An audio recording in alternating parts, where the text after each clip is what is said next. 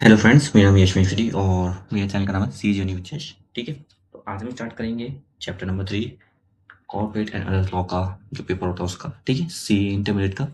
And chapter number 3 है, ये है आपका the foreign exchange management act 1999, जिसे हम कहते हैं हिंद शॉर्ट फॉर्म में फीमा।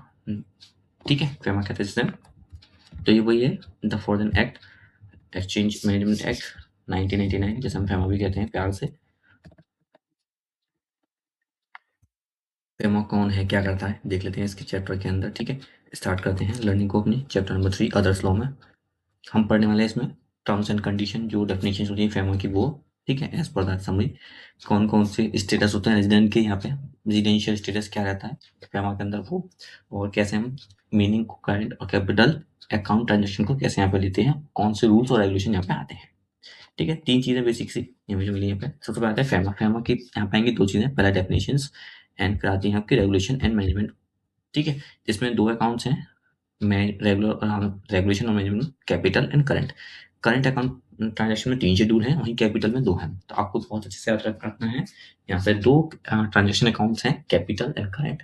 कैपिटल में दो, करंट में तीन। करंट में तीन, कैपिटल में दो।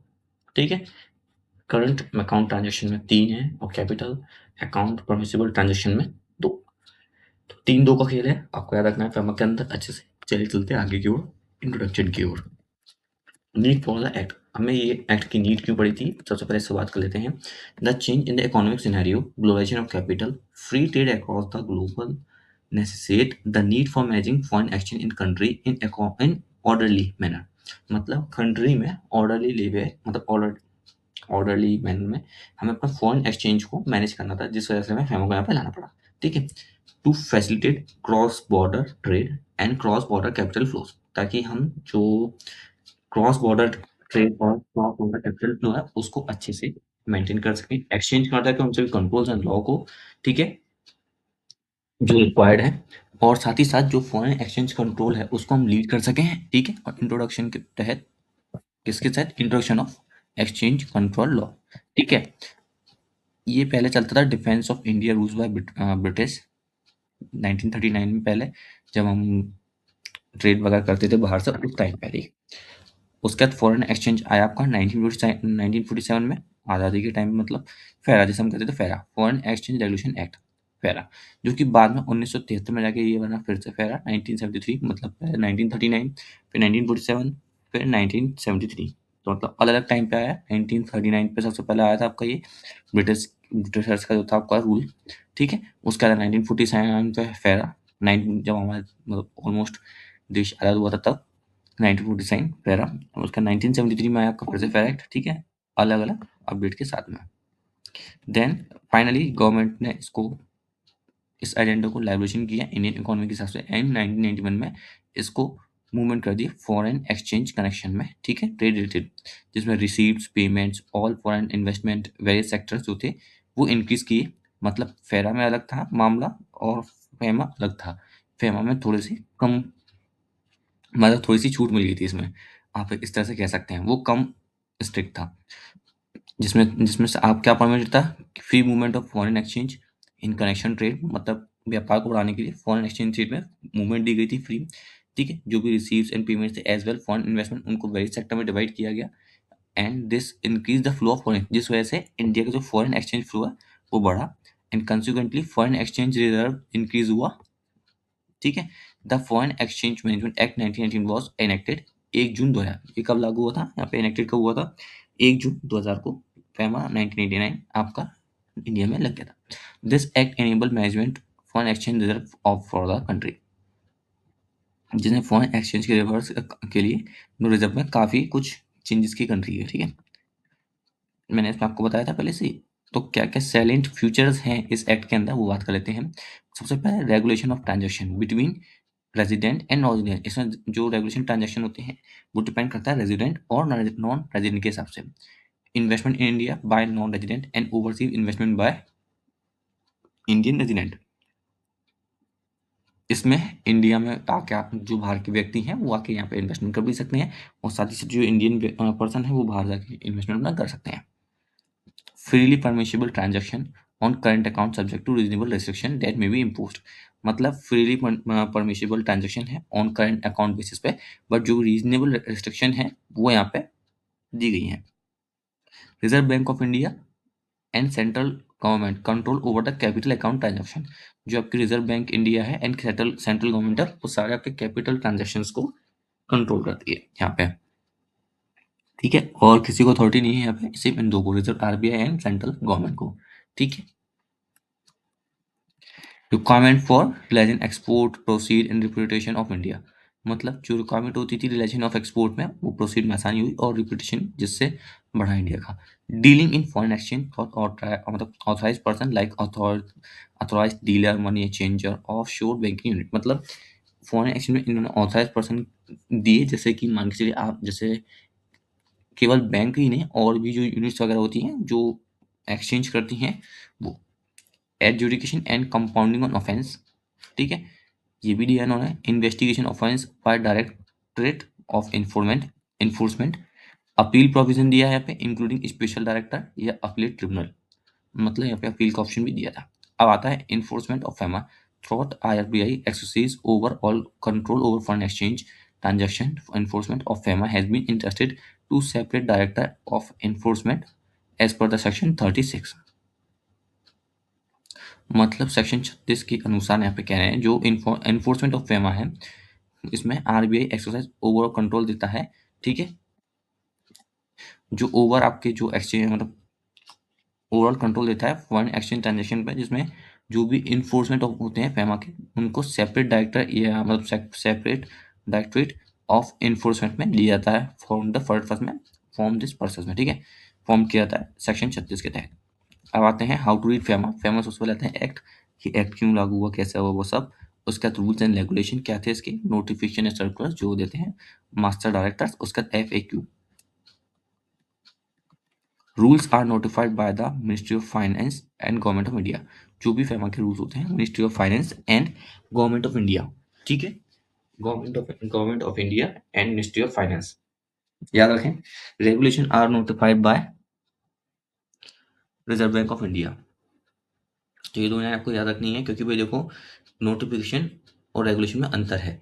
नियम कायदे कानून बनाना वो एक अलग बात है, और रेगुलेशन मतलब सीमा निर्धारित करना वो अलग बात है। ठीक है, तो जो भी रूल्स बनाते हैं वो मिनिस्ट्री ऑफ फाइनेंस, रूल्स जो बनाएंगे ministry of finance and central government.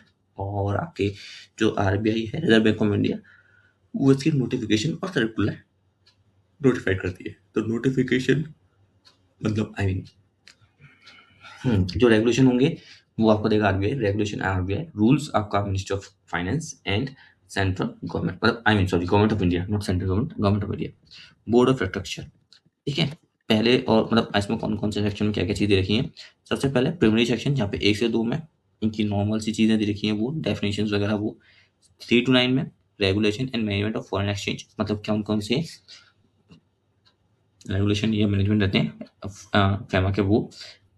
10 to 12 में ऑथराइज्ड पर्सन। उसका रहता है 13 और 15 में कंट्रावेंशन एंड पेनल्टीज जो रहेंगी आपकी इसमें। और उसका रहता है 16 to 35 में एजुकेशन एंड अपील।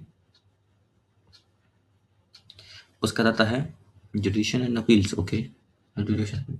उसका रहता है 36 to 38 में आता है डायरेक्टेड ऑफ मतलब इन्फोर्समेंट। एंड 39 to 14 में आता है miscellaneous.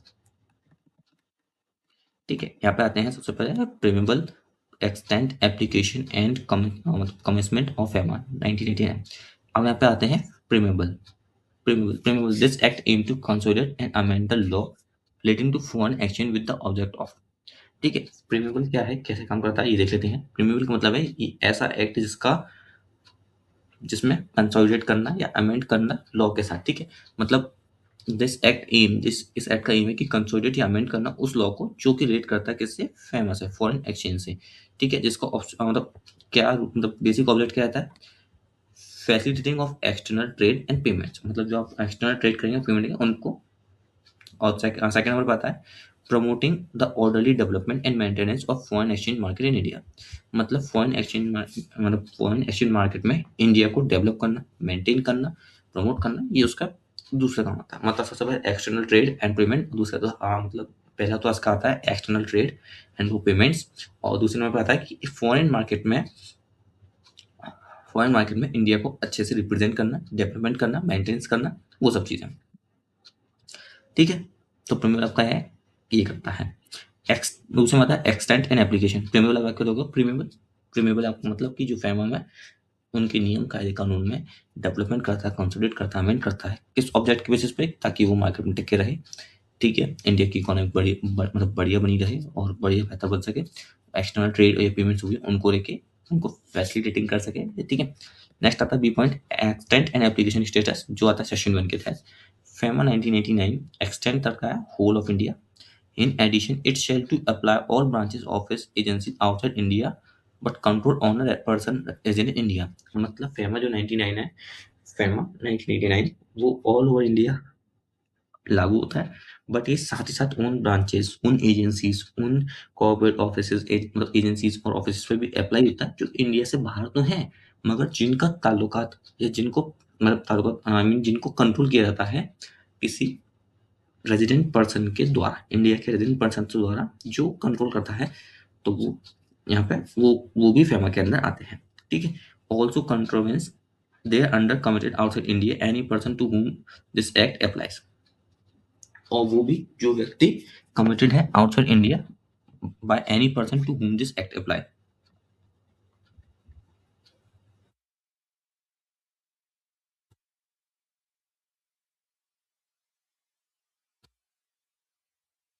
The scope of the act has been extend including branches, office and agencies outside India. ठीक है, the scope is thus wide enough because the emphasis in the words owned or controlled. Conservation of FEMA committed outside India by a person who index apply also be covered by FEMA। मतलब FEMA उनको भी commit करता है, committed है जो outside India है bye a person, जो कि जिन पे भी ये एक्ट अप्लाई होता है वो उनको भी मतलब ये एक्ट अप्लाई उन पे भी होता है और कवर करता है FEMA के अंदर। ठीक है, अब कैसे कैसे करता है ये हम देख लेते हैं, आगे बातों में पता चल जाएगा एग्जाम्पल में क्या चीज़ है। हालांकि मुझे लास्ट वाली लाइन का थोड़ा सा मतलब समझ में कम आ रहा है, फिर भी देखते हैं क्या हो सकता है। लेट्स सी, अब आता है आपका कमेंसमेंट। ठीक है, तो ए preamble, be extend and application.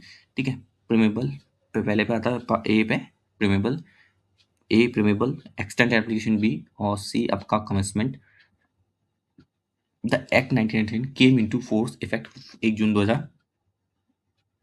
ठीक है, 1 जून 2000 को आया था। नोटिफिकेशन GSR 371 ई 1/5/2000 को आया था ये, वाइड नोटिफिकेशन। ठीक है, GSR 371 ई नोटिफिकेशन। अब आती है डेफिनेशन 2। डेफिनेशन 2 सेक्शन 2 है। ठीक है, डेफिनेशन में आता है section 2, in this act unless the otherwise requires. सबसे पहले आता है आपका ऑथराइज पर्सन। ठीक है, ऑथराइज पर्सन का मतलब उन ऑथराइज डीलर या मनी चेंजर या ऑफशोर बैंकिंग यूनिट से है जो ऑथराइज हैं अंडर सेक्शन 10 के तहत। किसके तहत? अंडर सेक्शन 10 के तहत ऑथराइज हैं, डील्स करते हैं फॉरेन एक्सचेंज में फॉरेन सिक्योरिटी के साथ। ठीक है, तो किसके तहत वो रजिस्टर्ड हैं? FMR सेक्शन 9 मतलब section 10 sub section 1 of FEMA। ठीक है, अगर उसके तहत वो ऑथराइज पर्सन है तो वही यहाँ पे ऑथराइज पर्सन माने जाएंगे। ठीक है, ऑथराइज पर्सन, वो ऑथराइज डीलर्स वगैरह सब। तो ये आपकी कौन सी डेफिनेशन बिलोंग करेगा? Section 2C। ठीक है, कैपिटल अकाउंट ट्रांजैक्शन, बात करते हैं कैपिटल ट्रांजैक्शन की। कैपिटल अकाउंट ट्रांजैक्शन मीन्स उन अकाउंट से है, कैपिटल अकाउंट ट्रांजैक्शन से मतलब उन ट्रांजैक्शन या उन अलर्ट से या उन एसेट से है या उन लाइबिलिटी से हैं जो इंक्लूडिंग करते हैं, चाहे इंक्लूडिंग टांजिबल लाइबिलिटीज हों, एसेट्स हों, outside India of person resident in India, in person outside India, and including transaction referred in section 6(3)। हालांकि 6(3) बंद हो चुका है, ऐसा नीचे लिखा हुआ भी है। Section 3 has been deleted effected 15 October 2019 से। ये क्या है? कैपिटल अकाउंट ट्रांजैक्शन वो ट्रांजैक्शन है जिसमें ऑल्टर्स किया था उन सभी एसेट्स को, लाइबिलिटीज को, इंक्लूडिंग उन सभी कंटेंजेंट लाइबिलिटीज को भी जो आउटसाइड इंडिया है, बट जब वो व्यक्ति मगर कौन है? पर्सन, रेजिडेंट पर्सन है कहाँ का? इंडिया का। और एसेट्स और लाइबिलिटी और इंडिया ऐसी एसेट्स या लायबिलिटी जो इंडिया के पर्सन्स की हैं बट वो आउटसाइड इंडिया हैं, ठीक है। मतलब इंडिया की लायबिलिटीज मतलब मतलब ऐसी लायबिलिटी इंडिया में है जिनका वो मतलब वो पर्सन रेजिडेंट है बट आउटसाइड इंडिया है, मतलब उसका रेजिडेंस स्टेटस कुछ और है, इंडिया में एनआरआई मान के चलिए, बट उनके इंक्लूड द ट्रांजैक्शन, जो भी ट्रांजैक्शन होते हैं रेफर करते हैं सेक्शन 6(3) को, और इसकी डेफिनेशन आती है 2E में, 2C और 2E यहाँ पे खत्म होते हैं। 2C आपका authorise person, 2E capital account transaction, 2E LLP act, 2E LLP act में business transaction business clear loose होता है। चलो तो याद है एलएलपी का। अब आता है करेंसी। करेंसी का मतलब क्या होता है? Currency include all currency notes, postal orders, money orders. इन मतलब करेंसी का मतलब वो सभी है जिसमें all currency notes, postal notes, postal और notes, postal order, money orders, cheques, draft, travellers cheques, letter of credit, bill of exchange and promissory notes, credit cards और such other similar instruments as may be notified by the reserve Bank. Section 2H, तो currency का है section 2H, जो कि ये सभी चीजें जो नोटिफाइड है किसके द्वारा? आरबीआई द्वारा, वो सब चीजें आपका करेंसी में आती है। अब आता है करेंसी नोट। करेंसी नोट्स अलग है, करेंसी और करेंसी नोट में अंतर है। Currency notes means including the cash in the form coins and bank notes. Currency notes का मतलब है ऐसे कॉइन्स या नोट्स जो कि प्रोवाइड किए गए हैं बैंक द्वारा, ठीक है। आपको बंदा क्या चेक कुछ दिया गया है बट वो करेंसी में नहीं है, वो करेंसी खाली करेंसी, वो करेंसी नोट्स नहीं है। करेंसी नोट्स का मतलब जो है मतलब वो चीज़ है जो स्वयं आरबीआई ने अप्रूव की है, ठीक है, मतलब खुद दी है। Current account transaction. Current account transaction means a transaction other than capital transaction. मतलब करंट अकाउंट ट्रांजैक्शन को कह सकते हैं जो कैपिटल अकाउंट ट्रांजैक्शन नहीं होते, वो हमारे करंट अकाउंट ट्रांजैक्शन होते हैं। विदाउट प्रेजुडिस और to generate for the going such transaction include. अब इसमें कौन कौन सी चीज़ आ सकती हैं ये देख लेते हैं नीचे। Payment due in connection with foreign trade, other current business service, short term banking and credit facilities in the ordinary course of business. मतलब बिजनेस से कुछ को रिलेटेड जो पेमेंट्स की गई हैं other current business foreign trade connection के basis पे, चाहे वो शॉर्ट टर्म बैंकिंग हो या क्रेडिट फैसिलिटी हो बेसिस पे। Payment due as interest on loan as net income from investment. आपने यहाँ पे पेमेंट किया हो अपने लोन का, उसके इंटरेस्ट का, या फिर आपने इन्वेस्टमेंट किया हो, ठीक है, उस पर। Remittance of living expenses of parents, या फिर अपने पेरेंट्स का, अपनी वाइफ का, अपने बच्चे का, जिसका भी आप रहने का खाने का खर्चा दे रहे हो वो आप लिविंग एक्सपेंसेस, या फिर वो सभी एक्सपेंसेस जो आपके foreign traveller, education, medical care of your parents, spouse, मतलब जो भी हैं ये डिपेंड करते हैं, ठीक है। ये सभी आपके जो हैं करंट अकाउंट ट्रांजैक्शन माने जाते हैं। कौन से मतलब कौन से transaction? Current account transaction. Export, next आता है एक्सपोर्ट, सबसे अच्छा वर्ड है export. Export with is a grammatical variation and cognate expression means the talking out of India to place outside India any goods। मतलब ऐसा कुछ जो हम इंडिया के बाहर भेजते हैं। Provision of service of India any person outside India, ये वो सर्विस है जो इंडिया आउटसाइड इंडिया पर्सन्स को सर्विस प्रोवाइड कराता है, ठीक है। Foreign currency, foreign currency means any currency जिनको इंडियन करेंसी में चेंज किया जा सके, ठीक है। फॉरेन करेंसी मीन्स वो करेंसी है जिसको हम इंडियन करेंसी में मतलब अपने इंडिया की करेंसी में चेंज किया जा सके। फॉरेन एक्सचेंज अलग है। Foreign exchange means a foreign currency और इंक्लूड, फॉरेन करेंसी एक चीज़ अलग है। फॉरेन एक्सचेंज मतलब में फॉरेन करेंसी भी आती है बट इसके अलावा साथ deposits, credits and balance payable in foreign currency. मतलब फॉरेन करेंसी सिर्फ एक तरह से मान सकते हैं एक नोट है, कागज का टुकड़ा है, बट फॉरेन एक्सचेंज न केवल कागज का टुकड़ा है बल्कि आपके कार्ड्स, बैंक अकाउंट ऑफ आपके जो हैं विदेश में, फॉरेन में, वो, ठीक है, उनके बैलेंसेस, तो वो सब चीज़ें पहले पॉइंट में है। दूसरे में आपके ड्राफ्ट्स हैं, कोई ट्रैवलर चेक, लेटर ऑफ, वो जो आपको बताया था, और जो करें एज पर द करेंसी बन सकते हैं आपके, ठीक है, कन्वर्ट उसके करेंसी में वो Indian currency but payable in foreign currency. मतलब जो हो तो ड्रॉ हम इंडियन करेंसी में कर सकते हैं बट वो हो किसकी? फॉरेन करेंसी के हो, ठीक है। मतलब विदेशी बैंक का चेक है तो वो उस तरह से। ड्राफ्ट है, ट्रैवलर चेक्स हैं, क्रेडिट्स हैं जो आउटसाइड इंडिया हो but payable in Indian currency में हो वो। Foreign security, foreign exchange, foreign currency अलग था, ठीक है, फॉरेन एक्सचेंज अलग था। अब आता है foreign security. Foreign security means any security in the form of shares, stocks, bonds, debentures, or any other instruments denominated or expressed in foreign currency and include security expressed in foreign currency, but where redemption or any form of return such as interest or dividend is payable in Indian currency. मतलब आपने foreign security मतलब आपने किसी foreign company के shares, stocks, bond, debenture को ले रखे हैं, ठीक है, ले रखे हैं, बट उनका जो डिविडेंड आता है, जो डिविडेंड एक्सप्रेस होता है, रिडेम्पशन जो होता है, जो रिटर्न होता है वो एज इंटरेस्ट या जो भी जो वो पेबल हो किस में, इंडियन करेंसी के अंदर, तो वो फॉरेन सिक्योरिटी है। ठीक है, इम्पोर्ट, अब वही वाली बात है, इम्पोर्ट का मतलब उल्टा है, ये ग्रामेटिकल वेरिएशन है, ये कॉग्निट एक्सप्रेशन है जिसमें हम कोई भी माल इंडिया के अंदर लाते हैं, चाहे वो माल हो या सर्विस जो भी हो। ये पर्सन, पर्सन मतलब है पर्सन, फेमा के अंदर पर्सन कौन हो सकता है, एक इंडिविजुअल, एक एचयूएफ, एक कंपनी, एक फर्म, ठीक है, और एक आपका association of person, body of individual, every artificial juridical person not following with any proceeding sub clauses, any agency in office on controlled by such person. ठीक है, तो इंडिविजुअल भी हो सकता है, एचयूएफ भी हो सकता है, कोई कंपनी भी हो सकती है, एक फर्म भी हो सकती है, एक कोई एसोसिएट पर्सन भी हो सकता है, बॉडी ऑफ इंडिविजुअल भी हो सकता है, इनकॉर्पोरेट आउटसाइड भी हो सकता है, कोई एवरी आर्टिफिशियल जुडिशियल पर्सन भी हो सकता है, ठीक है, जो कि फॉल ना करता हो, मतलब बट वो नहीं करेगा जो not falling with in any presiding sub clause, जो फॉल नहीं करता, एनी कोई एक एजेंसी, ऑफिस, ब्रांचेस हो सकती जो ओन या कंट्रोल हो उस व्यक्ति द्वारा। अब आता है पर्सन रेजिडेंट इन इंडिया। ठीक है, यहाँ पे लिखा है एक पर्सन, पर्सन को थोड़ा हाईलाइट कर लेते हैं ताकि आपको भी अच्छा लगे, मुझे भी। अ person resident in India for more than 182 days the course of proceeding financial year but does not include, वो व्यक्ति जो इंडिया में 182 दिन से ज्यादा रहता है, 182 दिन नहीं, 182 दिन से ज्यादा रहता है, वो व्यक्ति आपका रेजिडेंट इन इंडिया माना जाता है, person resident in India. But उसके कुछ कंडीशंस हैं उस फाइनेंशियल ईयर के अंदर, अगर ये कंडीशन रहती हैं तो वो आपका रेजिडेंट ऑफ इंडिया नहीं माना जाएगा।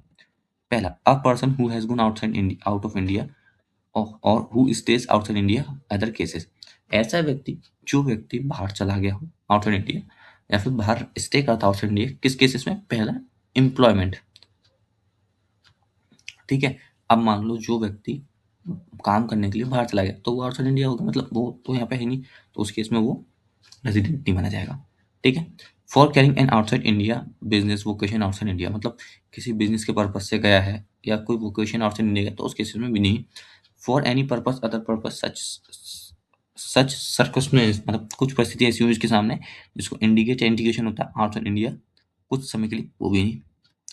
अ पर्सन हु हैज कम और stay in India in other case otherwise than, कोई व्यक्ति for on taking up employment in India, कोई व्यक्ति ऐसा है जो व्यक्ति बाहर से यहाँ आया है इंडिया में एम्प्लॉयमेंट के बेसिस पे, वो किसी का बिजनेस या वोकेशन इन इंडिया में चल रहा हो, ठीक है, या कोई और अलग परिस्थिति हो जिस वजह से उसे इंडिया में रुकना पड़ रहा हो, ठीक है, तो वो चीज़ है उस केसेस में भी।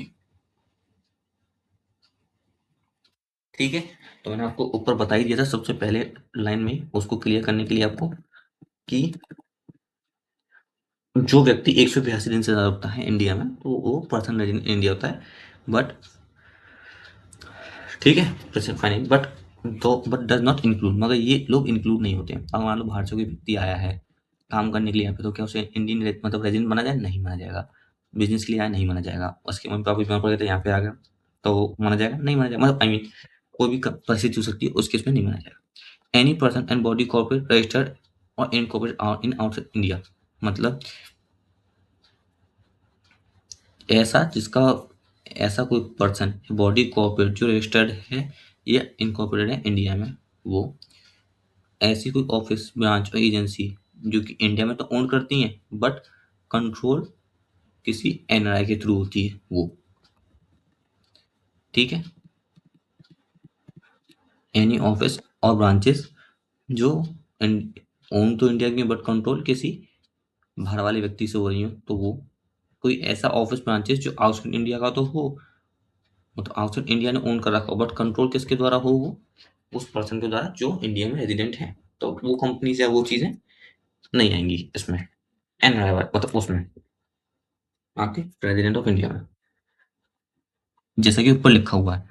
अब आता है person resident outside India, means a person who is not resident in India, वही सबसे बड़ी बात है, जिसने 182 दिन पूरे नहीं कर रहे, या जो आपके रेजिडेंट ऑफ इंडिया नहीं है, वो आपका पर्सन रेजिडेंट आउटसाइड इंडिया है। Transfer mean include, transfers include करता है उन सभी sale, purchase, exchange, mortgage, pledge, gift, loan, any other transform form of transfer of right, उन सभी चीज़ों को जिन पर राइट्स हैं किसका, ट्रांसफर करने का, जिनको टाइटल या पोजीशन दिया गया है। अब बात आती है यहाँ पे residential status under the FEMA. Residential status हम कैसे डिफाइन करते हैं फेमा के अंदर, वो द डेफिनेशन ऑफ पर्सन, ठीक है, the definition person is similar the definition contain income tax act 1967, 1961 sorry. तो ये कह रहा है जो आपकी पर्सन की जो डेफिनेशन है वो इनकम टैक्स से कंटेन करती है, इनकम टैक्स से, कि जो पर्सन है इंक्लूड करता है उन सभी such companies, firms, individual, H AOP, या फिर आपका artificial juridical person, agencies, as well as वो ऑफिसेस और ब्रांचेस भी, ठीक है। पर्सन का मतलब इन सभी से लिया गया तात्पर्य। Agencies, office, branches do you have independent status, sorry status separate from other from their owners, जिनका अपना खुद का इंडिपेंडेंट स्टेटस नहीं है। Yet these have been considered as person. Under FEMA, such officers and branches are included the definition of person resident in India. ठीक है, under the FEMA उन सभी ऑफिसेज और ब्रांचेस को इंक्लूड किया था किसके definition, person resident in India में, but they have been include the definition of person, but they are therefore they have been included in the definition of person. The person in resident in India meaning following: a person who residence in India for more than 182 days, ऐसा व्यक्ति जो 182 दिन से ज़्यादा रहता है India के अंदर उस फाइनेंशियल ईयर में। The following person are not person resident, मतलब कुछ कंडीशंस में वो पर्सन रेजिडेंट नहीं माने जाएंगे in India.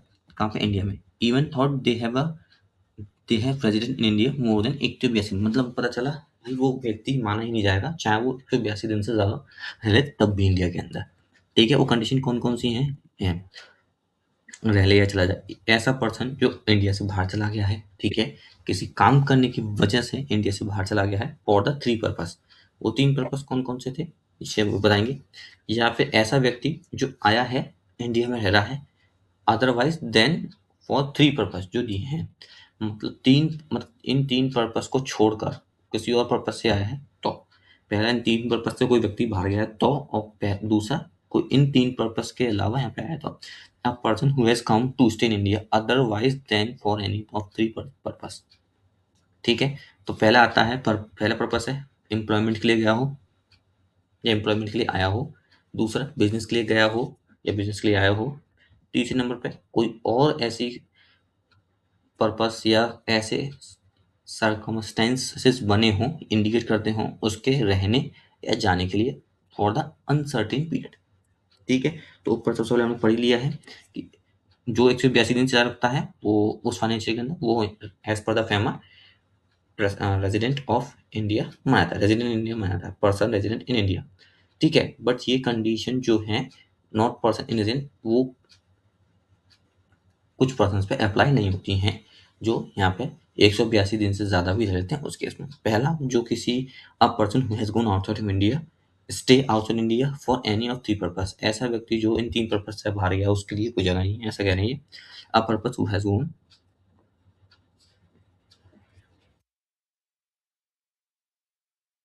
the following person are not resident in India even though they have resident in India for more than 182 days, ठीक है। तो मैंने आपको बताया 3 पर्पस कौन-कौन से थे, टेकिंग फॉर एम्प्लॉयमेंट, बिज़नेस के पर्पस से क्या है, या कोई ऐसी कोई परिस्थिति जो इंडिकेट करती है उसको कुछ समय के लिए या कुछ टाइम के लिए वहाँ पे रुकने के लिए, ठीक है। Any person or body corporate registered in or incorporated in India, ऐसा कोई पर्सन या बॉडी कॉर्पोरेट जो रजिस्टर्ड या इनकॉर्पोरेटेड है इंडिया में, ऐसे कोई ऑफिसेज एंड ब्रांचेस या एजेंसी जो इंडिया में ओन्ड एंड कंट्रोल हैं by a person resident outside India, ऐसे कोई ऑफिसेज एंड ब्रांचेस हैं जो आउटसाइड इंडिया तो हैं बट कंट्रोल हैं किसके द्वारा, एक रेजिडेंट इंडिया के द्वारा, पर ऐसा पर्सन जो इंडिया में रहता है उससे। Person resident outside India means a person who is not resident in India, वही बात है। ठीक है। During the relevant previous year did he reside in India for more than 182 days. अभी आपको लगता है थोड़ा समझ में ना आ रहा हो, मेरे भी थोड़ा सा आउट ऑफ से हो सकता है, बट हम इसके जब एग्जांपल्स पढ़ेंगे तो मेरे ख्याल से ये सब चीज़ें वहाँ पे अच्छे से कवर होंगी मेरे ख्याल से। ठीक है। यहाँ पे कुछ दिया हुआ है, during the relevant previous year did he reside मतलब did he reside in India for more than 182 days. अगर ज़्यादा रहा है तो कैसे sir, did he go out और stay India during the current year, क्या वो करंट ईयर में भी बाहर है? अगर नो तो पी आर आई आई। ठीक है, P R I I, person resident in India. अगर यस है तो पर्पस क्या था, अगर पर्पस सही है तो नो, पी आर आई आई, और यस है तो पी आर ओ आई। ठीक है। डिड ही कम, आया है। ठीक है, current India doing the current year में, पर्पस अगर ठीक रहा तो पी आर आई, नहीं रहा पी आर ओ आई, और है ही नहीं तो पी ओ आर ओ आई तो है ही है। P R O I means है person resident outside India, P R I मतलब पर्सन रेजिडेंट इन इंडिया। तो पी आर आई और पी आर आई आई और पी आर ओ आई आपको याद रखते हैं डेफिनेशन में, person resident in India, person resident outside India. In case of individual consider करता resident, the person should have resident in India the proceeding of financial for more than 182 days. तो citizenship is not the criteria for the determining whether or not a person is resident in India. तो citizenship जो है वो इस criteria पे determine बिल्कुल भी नहीं करती है इंडिया में रेजिडेंट के लिए। Three are there are three limbs in the definition, हमने थ्री लिम्स थे।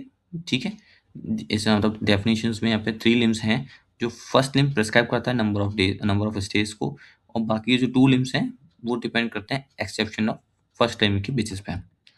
ठीक है, पहले हमने पढ़ा था कि भैया वो पर्सन मतलब वो व्यक्ति 182 दिन से ज़्यादा रहना चाहिए प्रेसिडेंट ईयर के अंदर, देन तभी वो पर्सन रेजिडेंट इंडिया माना जाएगा। Thus at the threshold or the basic level one has to consider the period of stay during the preceding year.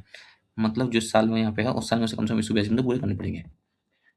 Example number one, if a person resident in India for more than 182 days, financially basic case, then for the financially case, the person will be Indian resident. For financial basic case, one will have to consider residing doing financial on his base, and so on. There are two exemption provide, clause A and clause B. Clause A is for person going out of India. Clause B is for person coming into in India. Clause A में आपको बताते हैं कि भैया कैसे कोई व्यक्ति बाहर चला जाता है, क्लॉज बी में आपको बताते हैं कैसे कोई व्यक्ति इंडिया में आता है। तो exception curve out situation that do not fall under the main body of a section even though they satisfy the criteria.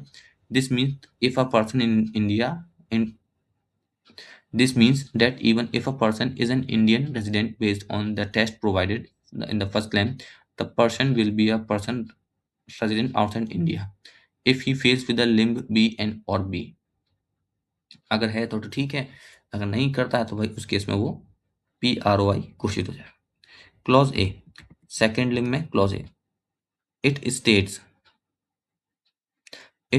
That if a person lives in India any of the three purpose, अगर वो व्यक्ति India को छोड़ देता है किसी भी purpose से बी सौ, तो he will not be a P R I, he will be a P O R I.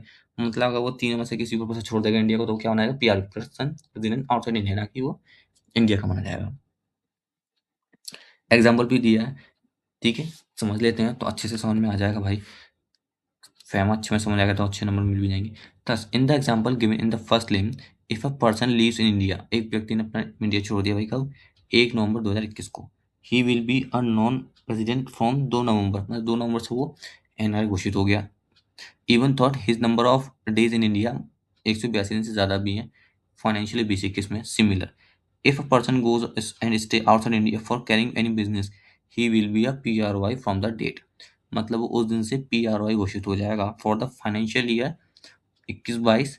The person will be a PRI till the 1 November, मतलब 1 नवंबर तक तो PRI आ ही रहेगा, but he will be then be a PROI, मतलब उसके बाद भी वो फिर भी PROI घोषित होगा। From 1 April 2022 the person will continue to be a PROI as long as he stayed outside India और फॉर एम्प्लॉय, जब तक वो बाहर रहेगा तब तक के लिए वो PROI घोषित रहेगा। एक अप्रैल 2022 से। An example clause 3, can a person, ये कह रहा है an example can be a person who has been green card in USA, एक व्यक्ति इसका अपना ग्रीन कार्ड है यूएसए का, ठीक है, यूएसए में से ग्रीन कार्ड है मिला हुआ। The green card entitles a person to stay in USA eventually become as a US citizen, मतलब एज अ यूएस का यूएस सिटीजन बना था। If a person goes abroad and start staying in the USA he will be a non resident from that as his stay abroad indicate he is going to stay there an uncertain period। ये कुछ अलग लगा मुझे, समझ नहीं आया, छोड़ो।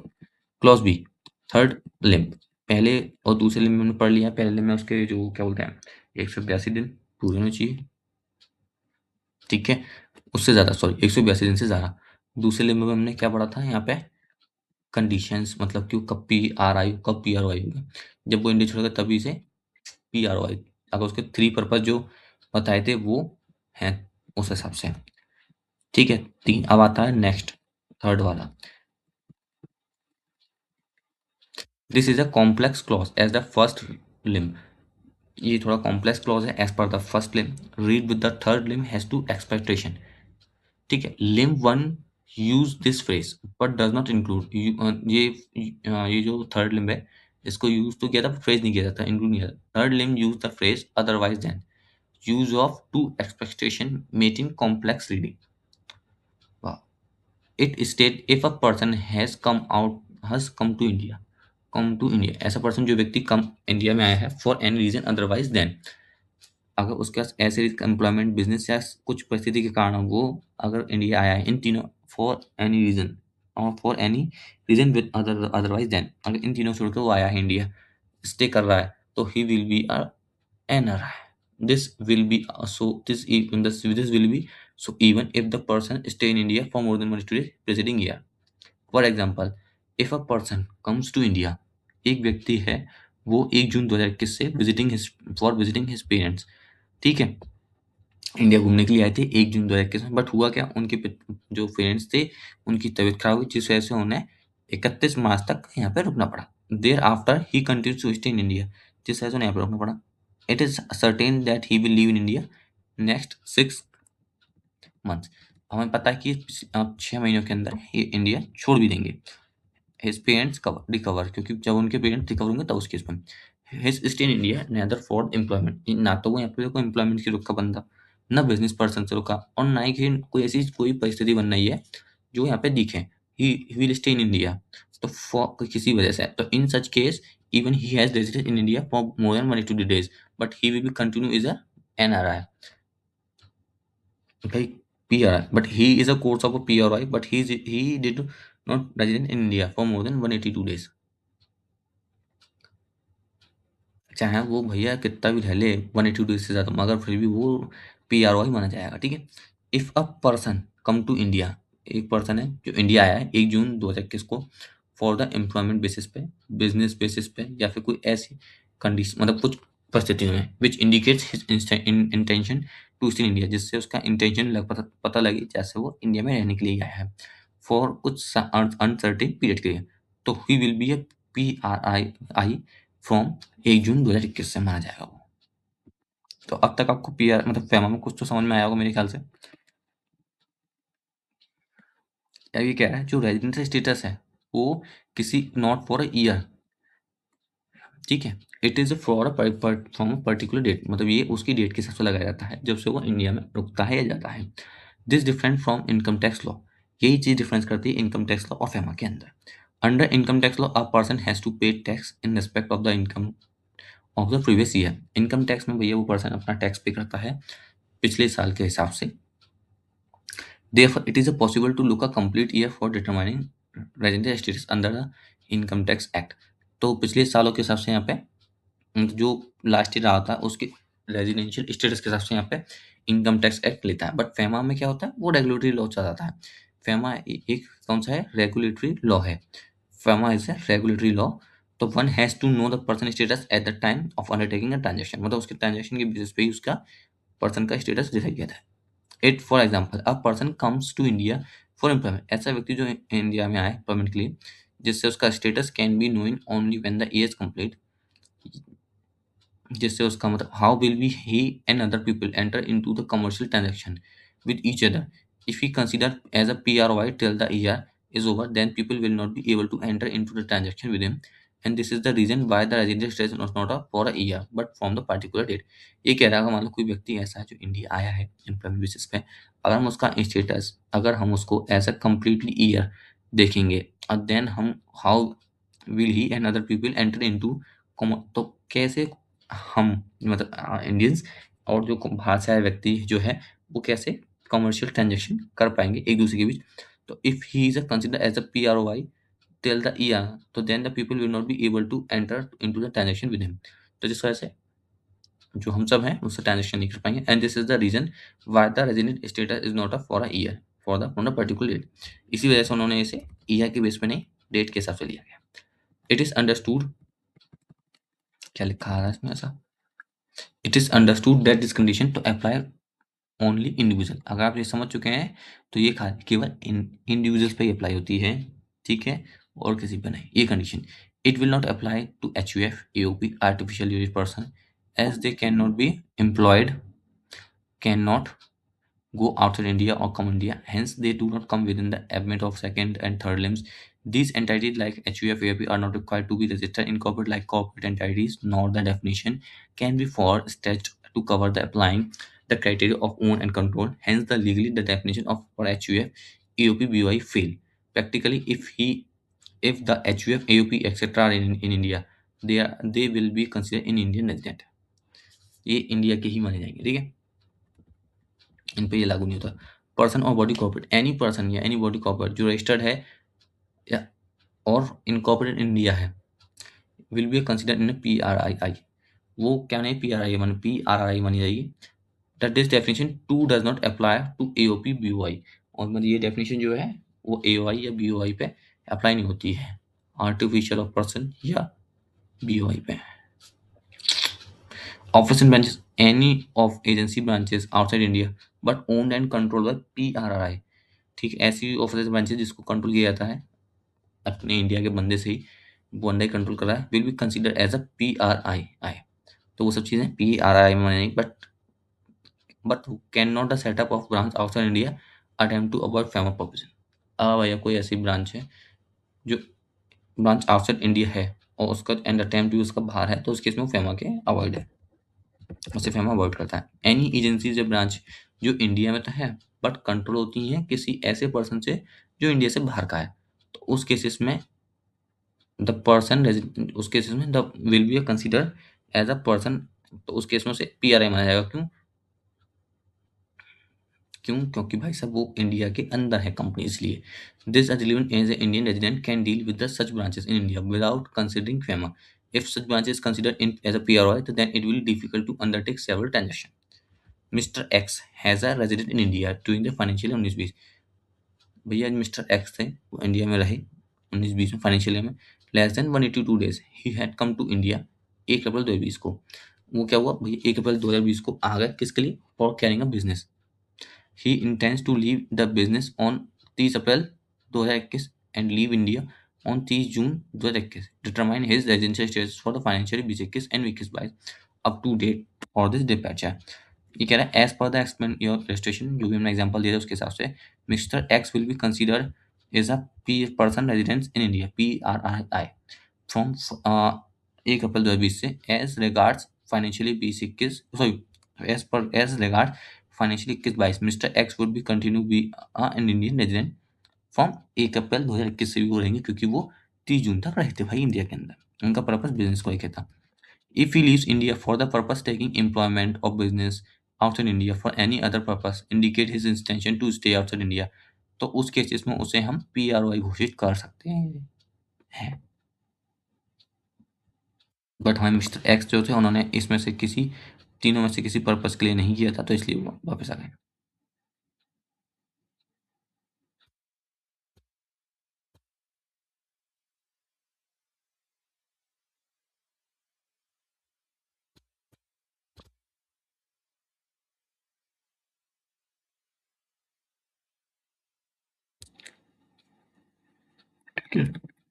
Mr. Z had a resident in India during the financial 1920 he left। ये मिस्टर जेड थे, रहते थे इंडिया के अंदर 1920 में, और इंडिया छोड़ दिया 1 अगस्त 2020 को, चले गए US pursuing higher studies for 3 years. What would be the status? ये पढ़ने के लिए बाहर चले गए। तो ये कह रहा है भैया मिस्टर जेड जो इंडिया से बाहर चले गए पढ़ने के लिए 1920 में, मतलब उनका जो more than 182 days after he has gone USA for higher studies, मतलब बाहर गए पढ़ने के लिए। ही हैज गोन मतलब he has gone out of state,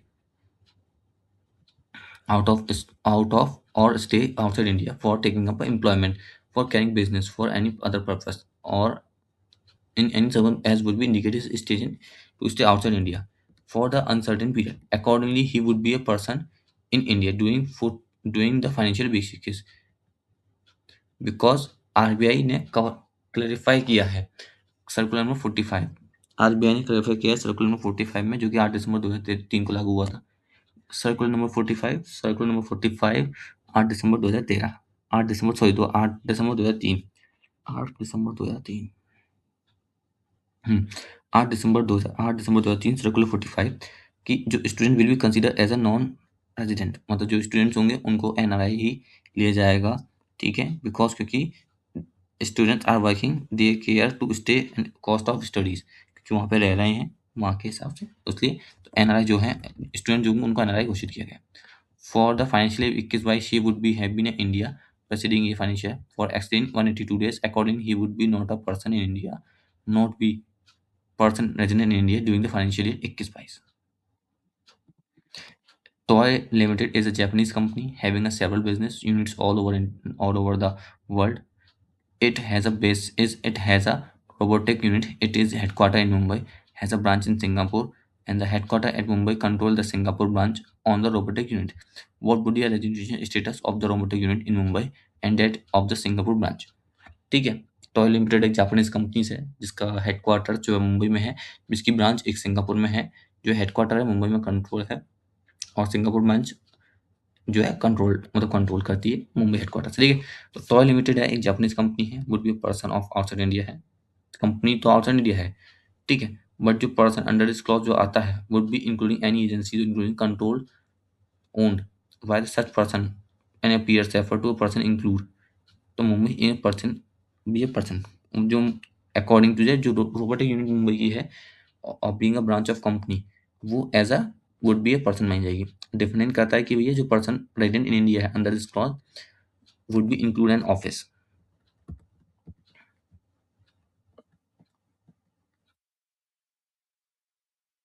जो रोबोटिक यूनिट मुंबई में है वो ओन कंट्रोल किससे है? पर्सन आउटसाइड इंडिया से है, तो हालांकि it would be a person India, but फिर भी वो hence it would be a person resident India मानी जाएगी क्योंकि वो हमारे देश के अंदर है इसलिए। Of control. The robotic unit headquartered Mumbai in the which is a person resident in India, as I discussed about the control the Singapore branch. The has a Singapore branch is also PRI, क्योंकि वो मुंबई से ही control होती है, इस वजह से Singapore वाली branch भी PRI मान जाएगी, ठीक है। अब भैया इलस्ट्रेशन 4 आप अपने आप करें, एक तो छोड़ दिया आपके ऊपर। अब आता है regulation and management of foreign exchange, ये आता है सेक्शन 3। सेक्शन 1 को तो पढ़ लिया, प्रीमेबल और आपके कमिटमेंट एप्लीकेशन वगैरह जो थे वहाँ पर हमने कंप्लीट कर लिए, 3 पार्ट थे, उसके बाद उनके कैपिटल एंड ट्रांजेक्शन जो थे वो भी कंप्लीट कर लिए सेक्शन 2 वाले। अब आते हैं dealing in foreign exchange ETC. No person shall deal in the foreign, no person shall, भाई वो पर्सन बिल्कुल नहीं कर सकता, क्या नहीं कर सकता, deal in and transfer any foreign exchange and on foreign security, कोई भी फॉरेन एक्सचेंज फॉरेन सिक्योरिटी को to any person not being authorised person, अगर वो ऑथराइज्ड पर्सन नहीं है तो वो नहीं कर सकता। मेक एनी पेमेंट और the credit of any resident person outside India in any manner, आपको जो भी पेमेंट या जो भी करना है किसी पर्सन के थ्रू आउटसाइड इंडिया तो आपको अपने मैनर के थ्रू ही करना पड़ेगा, ठीक है, जो आपके मैनर्स कहते हैं इंडिया में वो। Receive otherwise than the thought authorise person, अगर आप रिसीव करते हैं otherwise on authorise person any payment by order and behalf of any person outside in India, वैसे तो कहा आपको जो ऑथराइज पर्सन है उसके थ्रू यहाँ पे लेना चाहिए, ठीक है। सिंपल सा टॉपिक यही है यहाँ पे। For the purpose of this clause where any person in resident in India India receive any payment or border on behalf of any person resident outside India throughout any other person, including an authorized person, without a corresponding inward remittance from the any place outside India. Such person shall be deemed to be have received any such payment otherwise than a authorized person. नहीं तो उसे authorise person होना पड़ेगा, नहीं है तो उसे authorise person से लेना पड़ेगा। Enter into any financial transaction in India, consideration for or in association with acquisition or creation, transfer of a right to acquire any assets outside India by any person. उसे अपने enter करना होगा financial transaction में India में, और उसे consider करना होगा as association with also acquisition के साथ, जो ट्रांसफर ऑफ राइट्स हैं एक्वायर उस एसेट्स के जो आउटसाइड इंडिया है by any person. The above transaction as otherwise provided in the act and the journal or specific permissible permission of the reserve bank. Very good. For the purpose of this clause, financial transaction means making any payment or credit of any person, receive any payment for any order behalf of any person, drawing, issuing, negotiating any bill of exchange, promissory notes, transferring any security, any note, acknowledging any debit, ताकि वो यहाँ पे अच्छा उनका पता लगा सकें, तभी उसी बेस पे रखा है इन्होंने। This section impose blank restriction on the specific transaction. This section applies to PRRI and PROI. The purpose of this section is regulate inflow and outflow of foreign exchange throughout authorized dealers and permitted manner. Next आता है आपका consider following examples ABC। Wow, ये तो वही clump ABC लग रहे हैं, clump 1, clump first, clump second. ये कह रहा है डीलिंग इन फॉरेन एक्सचेंज, एक PROI कम्स टू इंडिया, एक भाई बंदा आया इंडिया में, he would like to sell $1,000 to his friend and who is a resident in India. उसने अपने मित्र को दिए भाई, मैं जो कि एक इंडिया में रेजिडेंट है। The friend offers him a rate better than the banks, this can not be done, it would amount doing in foreign exchange. मतलब ये फॉरेन एक्सचेंज में नहीं माना जाएगा भाई। आपका दोस्त आया, उसने कहा ले भाई 1,000 रुपये, तू बता कितने देगा, तो ये फॉरेन एक्सचेंज नहीं है। एग्जाम्पल पर्टेनिंग क्लॉज बी, एक POI एक इंश्योरेंस कंपनी पॉलिसी, मतलब एक POI है जिसका इंश्योरेंस चल रहा है कहाँ पे, इन इंडिया कंपनी में, ठीक है। He request to his brother in India to pay his insurance premium, the is will be amount to payment for the credit for of a non resident, it is not permitted, तो ये भी नहीं माना जाएगा भाई। Example of pertaining clause C, a foreign tourist comes in India, भैया एक tourist था, वो इंडिया में आया घूमने के लिए, ही टेक्स अ फूड रेस्टोरेंट, उसने रेस्टोरेंट से फूड लिया और वो पे करना चाहता है कितना, $20 कैश में रेस्टोरेंट। जो रेस्टोरेंट था उसने एक्सेप्ट नहीं किया कैश को, ठीक है। उसने क्या करा, रिसीव्ड, उसने क्या करा, उसे कहा कि आप जाएं ऑथराइज पर्सन के पास, the restaurant will have to take a money changers licence to accept the foreign currency. उसने क्या करा, रेस्टोरेंट ने भाई मनी चेंजर्स लाइसेंस ले लिया, एक्सेप्ट कर लिया, देन उसने फिर उसके बाद उस $US को एक्सेप्ट कर सकता है। अगर नहीं है तो उसे पहले उसे करवाना पड़ेगा जी। Transaction covered by the subsection are known as hawala transaction. वाह, हवाला वर्ड कितना सुन के लगा झटका, ठीक है। An Indian resident gives 70,000 in cash to Indian dealer, ठीक है। जो इंडियन रेजिडेंट थे उन्होंने 70,000 रुपये दिए। For this transaction to brother in Dubai will get 1,000 in Dubai dealer. उन्होंने कहा भाई ये लो पकड़ो 70,000 रुपये मेरे इंडिया वाले डीलर से। उसने कहा तो ये जो मैं दुबई में मेरा भैया बैठा है उसको 1,000 रुपये दे देना। तो the two dealers are settle transaction later, but हालांकि जो ट्रांजेक्शन इज नॉट परमिटेड, मतलब ये ट्रांजेक्शन परमिटेड नहीं है। Section 4 holding of foreign exchange, अब तक हम सेक्शन 3 पढ़ रहे थे। सेक्शन 3 था आपका, अरे पढ़ के जाना पड़ेगा क्या, डीलिंग इन फॉरेन एक्सचेंज, मतलब डीलिंग करना फॉरेन एक्सचेंज में section 3। Section 4 holding of foreign exchange, dealing करना और होल्ड करना। Except as provide this act no person resident in India shall acquire hold own processes or transfer any foreign exchange, foreign security or any immovable property situated outside India. This section prevents an Indian resident to acquire, hold and own, possess or transfer any foreign exchange, foreign security, immovable property abroad. Then through separate notification, acquisition of these assets has been permitted subject to certain condition and compliance rules. If an Indian resident receives bank balance, अगर भैया देखो कोई ऐसा Indian residence है जो receive करता है अपने bank balance 10,000 US dollar from his uncle in London, London से। तो the Indian resident can not be hold the foreign funds, ठीक है, he is suppose to bring back the fund as a provided in section 8 के तहत। उसे वही जो है ब्रिंग बैक करना पड़ेगा उन फंड्स को as per the section 8। Current account transaction section 5, wow कितना अच्छा लग रहा है ना। Section 5 current account transaction section 5, कम गया ये, अभी तो यहीं था। हाँ, the current account transaction is definitely sorry, the term current account transaction define करता है negatively by section 2J of the act. It means a transaction other than capital transaction. Current account transaction वो transaction है जो other than capital account transaction है, जिसमें आपको बताया था मैंने, interest, loans, incomes from investment, अगर आप अपने पेरेंट्स के लिए, बच्चे के लिए, पत्नी के लिए कुछ पैसे भेज रहे हैं, ठीक है, फॉर द लिविंग पर्पस, तो वो सब है। या आप कोई फॉरेन ट्रैवल या एजुकेशन पर्पस से खर्च कर रहे हैं, तो वो सब चीज़ें as per the current account transaction में मानी जाती हैं। अगर आप निवेश करने के लिए, मतलब आई मीन जो इंटरेस्ट है या तो लोन या इन्वेस्टमेंट की हो, तो वो आपकी मानी जाएगी। अगर आपने इन्वेस्टमेंट किया है तो भैया वो आपका कैपिटल ट्रांजैक्शन माना जाएगा। अब तक की लर्निंग में पता चला। एंड रेजिडेंट इन इंडिया, यहाँ पढ़ लेते हैं, कोई एक एग्जांपल है। भैया एक इंडियन रेजिडेंट है जो इंपोर्ट करता है मशीनरी को from a vendor in UK, UK से मशीन मंगा रहा है, installing in his factory. As per accounts and income tax law machinery is capital expenditure, ठीक है। As per accounts and income tax law भैया मशीनरी कैपिटल एक्सपेंडिचर, हाँ मालूम बिल्कुल है भैया। बट हालांकि FEMA it does not alter create an assets in India for the UK vendor. It does not create any liability to UK vendor for the Indian importer. Once the payment is made, the Indian resident for the UK vendor neither owns nor owes anything in the other countries. Hence, it is a current account transaction.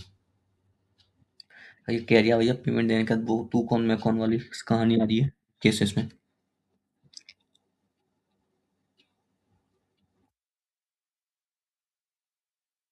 ठीक कह रहा है खर्चे ही।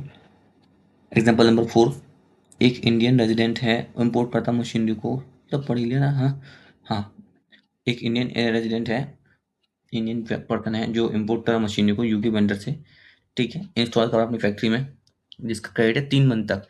As per the accounts and income tax law, for the credit of the 3 months is a liability of the Indian importer. तो 3 महीने की as a liability मानी जाएगी इंपोर्टर पे, ठीक है, इंपोर्ट कर रहा है यूके वेंडर की। Technically under the FEMA is also liability out in India. हालांकि under the definition of current account transaction, short term banking and credit facilities in the ordinary course of business are consider current account transaction. अगर short term है तो उस case में वो current account transaction में आएगी, but ये machinery जो है करंट अकाउंट ट्रांजैक्शन में ही आएगी, क्योंकि शॉर्ट टर्म है इसलिए। 3 मंथ में, अगर 12 मंथ से ऊपर होती तो उस केस में हम इसे कैपिटल ट्रांजैक्शन कह सकते थे, ठीक है। शॉर्ट, क्योंकि ये क्योंकि इसमें क्या कहा गया है आपको, short term banking and credit facilities. तो आप इस बात को याद रखना, अगर जहाँ कहीं भी शॉर्ट टर्म क्रेडिट फैसिलिटीज आ रहा है तो वो आपका करंट अकाउंट ट्रांजैक्शन है। अगर शॉर्ट टर्म नहीं लॉन्ग टर्म आ रहा है या 12 महीने से ज्यादा का समय है, तो उस केस में आप इसे कैपिटल ट्रांजैक्शन में लेके जा सकते हैं। अ पर्सन, एक ऐसा व्यक्ति जो ये इंडिया में रहता है और ट्रांसफर करता है $1,000 to his brother in New York as a gift. Okay, a person in India and transfer, भैया एक व्यक्ति है जो इंडिया में रहता है और भैया $1,000 हुआ है अपने भैया को गिफ्ट करता है न्यूयॉर्क में। The funds are sent from the PRI Indian bank account. वो तो है ही है भैया, इंडियन बैंक अकाउंट से जाएंगे, बट वो NRI के जाएंगे किसमें, NRI ब्रदर्स अकाउंट में in New York. Under accounts and income tax law, gift as a capital receipt, ठीक है, क्योंकि वही कैपिटल रिसीप्ट मानी जाती है, बिल्कुल सही है, as per the income tax, मतलब income tax law and accounts में। बट हालांकि FEMA once the gift accepted the NRI, no one owns or owes anything to anyone in India or USA, the transaction over is a current account transaction. जो एक बार का है वो current account transaction ही माना जाएगा, ये कह रहा है।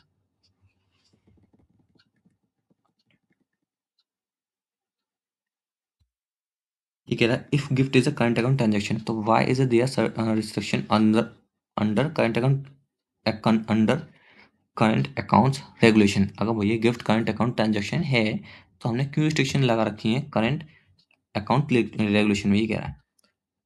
It is because while there is no restriction, ये कह रहा है it is because there is no restriction है करंट अकाउंट ट्रांजैक्शन पे, but some reasonable restriction can be impose, otherwise people may transfer funds abroad under the garb of current account transaction. If however the PRII gives a PROI in gift India in Indian currency, अगर भैया कोई present person अब PROI को gift दे रहा है Indian currency में, तो PROI it will be result in funds lying in India, alteration of Indian assets.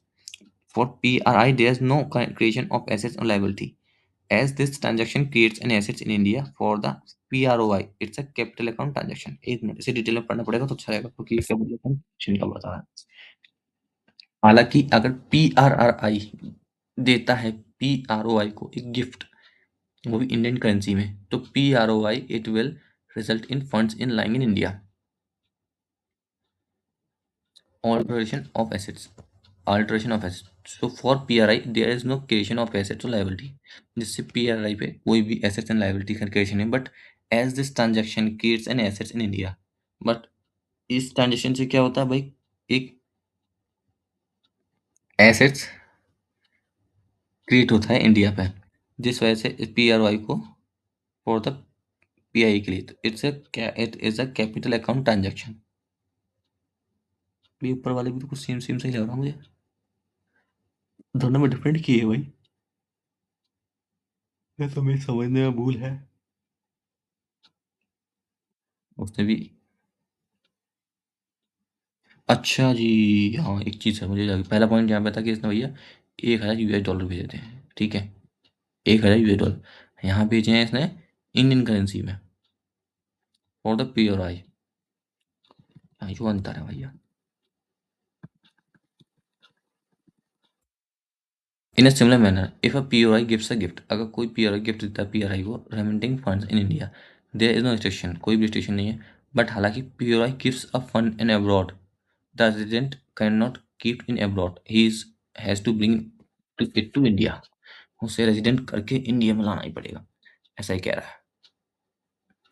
Any person may sell or draw foreign exchange, अगर कोई व्यक्ति अपने सेल या ड्रॉ करता है फॉरेन एक्सचेंज को form of authorised person, if such sell or draw is a current account transaction, the central government may in public interest in consultation with the reserve bank impose such reasonable restriction for current account transaction as per prescribed under FEMA. Current account transaction 2000. Oh my God. एक है central government को publicly interest और consultation किया गया है Reserve bank द्वारा कि वो इम्पोज कर सकते हैं उन सभी रीजनेबल रिस्ट्रिक्शन को for the current account transaction पे एज पर प्रेस्क्राइब, जो फेमा ने दे रखा है किन पे, करंट अकाउंट ट्रांजैक्शन पे रूल 2000 के तहत. The general view to understood that the current account transaction are freely to permitted unless specifically prohibited and capital account transaction are prohibited usually especially generally permitted.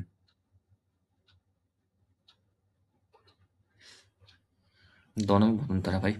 Section number 5 of the act permit any person to sell and draw foreign exchange for authorized person to undertake any current account transaction. The central government has the power to impose reasonable restriction. General government को power देगी, वो reasonable restriction के base पर ही पूछ सकते हैं in consultation with the RBI in public interest on current account transaction. The central government has in exercise of its power issued by the foreign, जो FEMA ने पावर है एक्सचेंज, मतलब FEMA ने पावर दी है, FM फॉरेन एक्सचेंज मैनेजमेंट ने power दी है.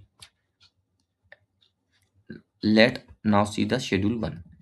Transaction for which withdrawal for or on the foreign exchange in prohibited, जैसे remittance of out of lottery winning, आपको लॉटरी लगती है वो विनिंग करते हैं, वो ट्रांजैक्शन जो विड्रॉ करते हैं फॉरेन एक्सचेंज में. अगर कोई इनकम फ्रॉम रेसिंग या राइडिंग सही है वो, ठीक है, ऐसी कोई परचेज लॉटरी या आपने टिकट परचेज की है वो, बॉल पोल से ऐसी कोई चीज़. पेमेंट ऑफ कमीशन और एक्सपोर्ट्स टुवर्ड्स इक्विटी इन्वेस्टमेंट, अगर आप कोई पेमेंट्स कर रहे हैं, ठीक है, एक्सपोर्ट्स के उस केसेस में इन्वेस्टमेंट बतौर, ऐसा कोई रेमिटेंस जो डिविडेंड है किसी कंपनी का जो बैलेंसिंग अभी एप्लीकेबल है, ऐसा कोई डिविडेंड जो यानी किसी कंपनी का डिविडेंड है जो रिक्वायरमेंट है और डिविडेंड जो है बैलेंसिंग पेबल है, एप्लीकेबल है. Payment of commission export under the rupees state credit route except commission up to 10% of invoice value export of tea and तंबाकू, ऐसा पे जिसमें आपको कमीशन मिला हो एक्सपोर्ट करने पे अंडर द रुपीज, ठीक है, रुपी स्टेट क्रेडिट रूट के थ्रू, एंड एक्सेप्ट कमीशन जो है 10% है इनवॉइस का, डिपेंड करता है value of export of tea and तंबाकू पे. Payment related call back service of telephone is, अगर मान लो पेमेंट आपको मिला है call back services of telephone पे, वो ऐसा कोई रेमिटेंस ऑफ इंटरेस्ट इनकम जो आप ने अपने मतलब जो फंड जो है होल्ड करके बैठे हों as per the an non resident special rupee scheme के अकाउंट के अंदर। शेड्यूल 2 में आता है transaction which require prior approval of the government in India to all foreign exchange. ठीक है, purpose of remittance cultural tours, ministry department government of India whose approval required, ministry of human resource development, department of education culture, advertisement in foreign print media for the purpose other than the promotion tourism वगैरह वगैरह उन सब के लिए। Remittance for the travel freight of vessel chartered by a PSU. कौन सा कहाँ कहाँ पे जुड़ रहा है। Schedule 3 facilitates for individual. Individual can avail of foreign exchange facility for the purpose within the limit of 250,000 USD। जो इंडिविजुअल है अवेल कर सकता है फॉरेन एक्सचेंज फैसिलिटी को for the purpose within the limit 250,000।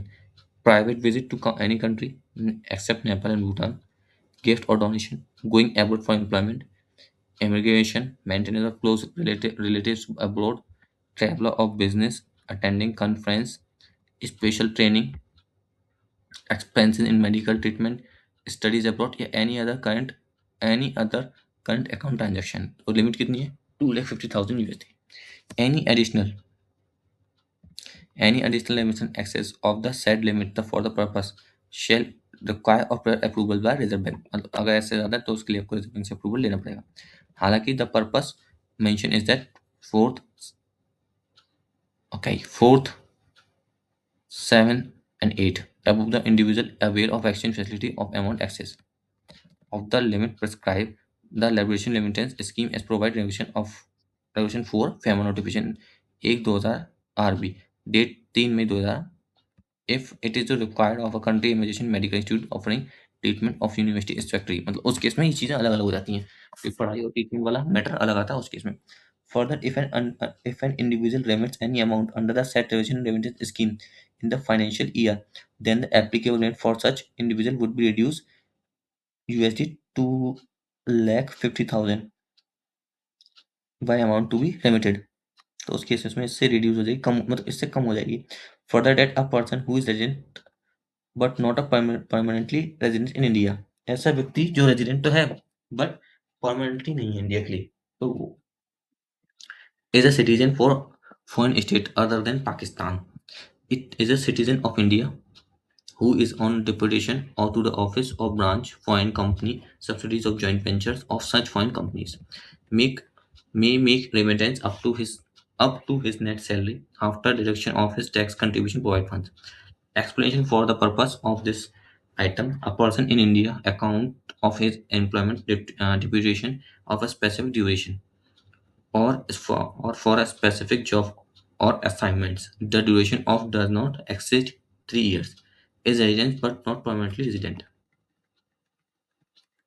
Further, a person other than an individual may also avail of foreign exchange facilities mutants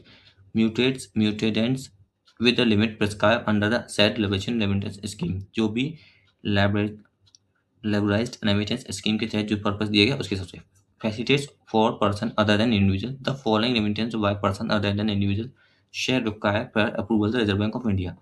जो donations है उसके लिए donation 1% of the foreign exchange earning during the previous 3 financial year or 50 lakh USD which is less. जो भी कम होगा donation है उन 1% का जो फॉरेन एक्सचेंज से आपने जो अर्न किया है वो, या फिर 3 फाइनेंशियल में, या फिर 5 lakh sorry 50 lakh of USD जो भी कम हो। Creation of chairs in reputed education institutes. Second है contribution to funds promoted by the educational institutes, contribution to a technical institute or body association in field of activity of the donor company, commission per transaction to agents abroad for sale for resident flats, commercial flat in exceeding USD 25,000 USD or 5% of inward remittance which is more। ठीक है, आपने commission कमाया हो commercial flat में वहाँ पे बेच बाच के वो, ठीक है, तो या तो 25 यूएसडी हो, ये 5% जो आपको मिला हो रेमिटेंस का, वो तो वो उसमें से हायर माना जाएगा। ठीक है, वही आपका जो भी ज्यादा होगा वही माना जाएगा। Remittance exceeding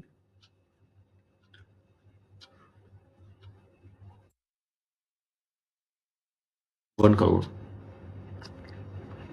1 crore, 1 crore USD अगर आपका रेमिटेंस है, 1 crore USD per project any consultancy service is respect of infrastructure, उसके लिए आपका यहाँ पे आएगा 10 lakh, 10 lakh USD project as per the USD per project for other consultancy service procedure outside India. ठीक है, उस केसेस में explaining for the purpose sub paragraph expression infrastructure infrastructure shall mean defined in the explanation of para of schedule 1 FEMA notification 3 to 2000 RB 3 में 2000 remittance in exceeding 5% of the investment brought into India or USD 1 lakh whichever is higher by the entity in India by way of reimbursement of pre-incorporation expenses। कोई ऐसा remittance है जो 5% of investment में आ रहा है आपके India में, या फिर 1 लाख यूएसडी है विच इज हायर, वो आपको इसमें देखा जाएगा। Procedure the procedure of drawal remittance of any foreign exchange under this schedule shall be the same as applicable for remitting any amount under the said liberalized remittance scheme. If the transaction is not listed any of the three schedules, it cannot be freely undertaken. अगर वो तीनों schedule के अंदर नहीं आया तो वो freely undertaken नहीं हो सकता, अगर 3 के अंदर है तो कर सकता है।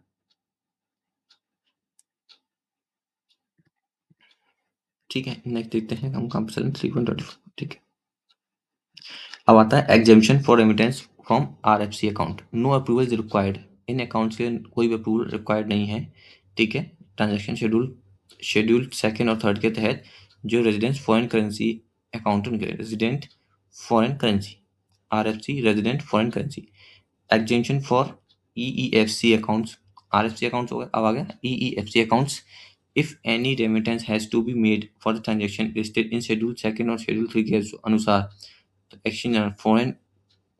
exchange earners foreign currency exchange earners foreign account, then also no approval is required, then तब भी कोई अप्रूवल की यहाँ पे जरूरत नहीं है। हालांकि if the payment has to be made a following transaction approval is required if the payment from EEFC, हालांकि अगर इनमें से कोई होता है तो उस केस में आपको यहाँ पे देना होगा।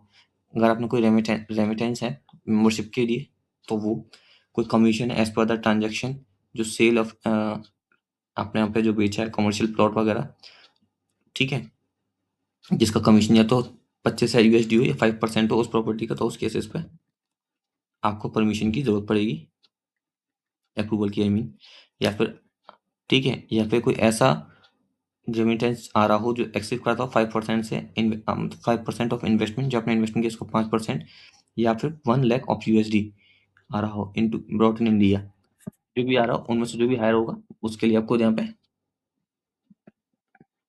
पूछना, मतलब यहाँ पे अप्रूवल लेना पड़ेगा इन view of reimbursement of pre incorporation of expenses. Exemption for payment of international credit card, exemption है कुछ किन किन पे, इंटरनेशनल क्रेडिट कार्ड आईसीसी पे। ठीक है, while on a visit abroad, if a person on visit abroad he can accrue expenditure stated in schedule 3 if he incurs a third international credit card।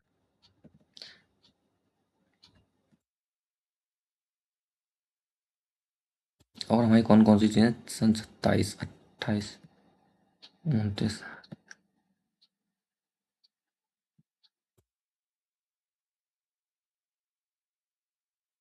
मतलब हमारा जो यहाँ पे अब खत्म हो रहा है वो खत्म हो रहा है 33 पे,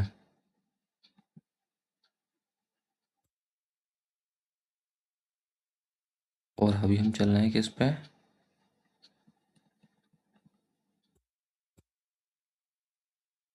20।